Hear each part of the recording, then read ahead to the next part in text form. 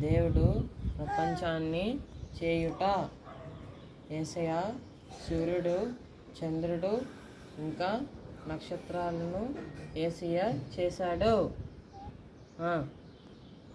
ఆయన భూమిని, మహాసముద్రాలను, మొక్కలను, జంతువులను కూడా చేశాడు. ఆ తరువాత ఆదాము అనే ఒక మనిషిని, హవ్వ అనే ఒక స్త్రీని చేయటం జరిగింది. దేవుడు తను చేసిన పని అంతటిని చూచి చాలా సంతోషించాడు. యేసయ్య నీ పేరేంటి? జాయిలిన్ని చేశాడు. ఓకే, యేసయ్య నిన్ను చేసాడు.